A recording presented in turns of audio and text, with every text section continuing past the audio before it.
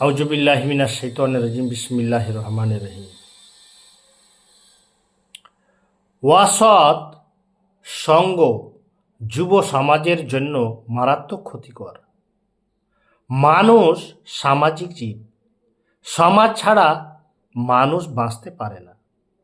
আর এজন্য মানুষকে সমাজে চলতে হলে তাকে অবশ্যই সমাজের মানুষের সাথে উঠা বসা ও মেলামেশা করতে হয়।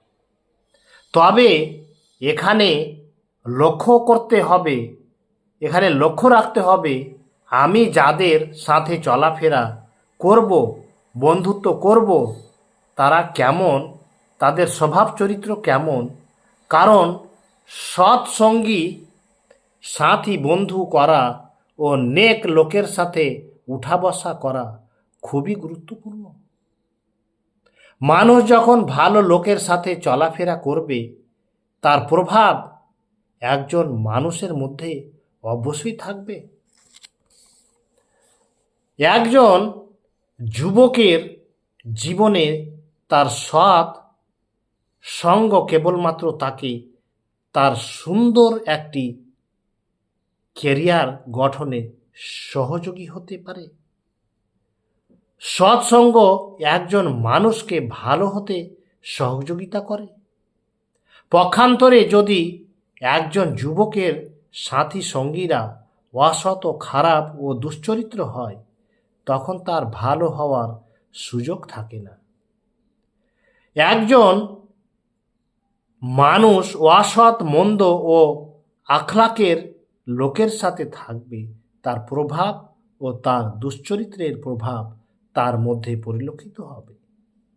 এ কারণে রসুল সাল্লাল্লাহু আলাইহি সাল্লাম বলেন, মানুষ তার বন্ধুর দিনের উপর তাকে অবশ্যই চিন্তা করতে হবে। তাকে সে বন্ধু বানাবে।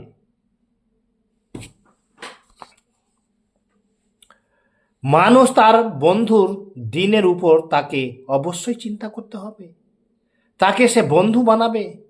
একজন বন্ধুই মানুষের ভালো হওয়া ও খারাপ হওয়ার মূল চালিকা শক্তি। একটি শুধু মুখের কথা বা দাবি নয়, বরং বাস্তবতা। আল্লাহ তাআলা বলেন, আর সেদিন জালিম নিজের হাত দুটো কামড়াবে, বলবে, হায়, আমি যদি রসুল সাল্লাল্লাহু সাল্লামের সাথে কোনো পথ অবলম্বন করতাম, হায় আমার দুর্ভোগ, আমি যদি উমুককে বন্ধুরূপে গ্রহণ না করতাম, অবশ্যই সে তো আমাকে উপদেশ বাণী থেকে বিভ্রান্ত করেছিল।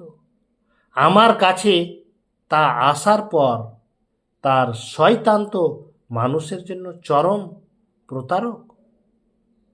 ফুরকান 27:29। আবু দারদা রাদিয়াল্লাহু তাআলা আনহু, আবু মুসা আশআরী রাদিয়াল্লাহু তাআলা আনহু হতে বর্ণিত, রাসূলুল্লাহ সাল্লাল্লাহু আলাইহি সাল্লাম বলেন, নেককার সাথী ও অসৎ সাথী দৃষ্টান্ত একজন আতর বহনকারী ও একজন কামারের মতো। আতর বহনকারী সে হয় তোমাকে আতর দেবে, অথবা তুমি তার থেকে আতর খরিদ করবে। আর কামার হচ্ছে হয় তোমার জামা কাপড় পোড়াবে, না হয় তোমাকে দুর্গন্ধ দেবে।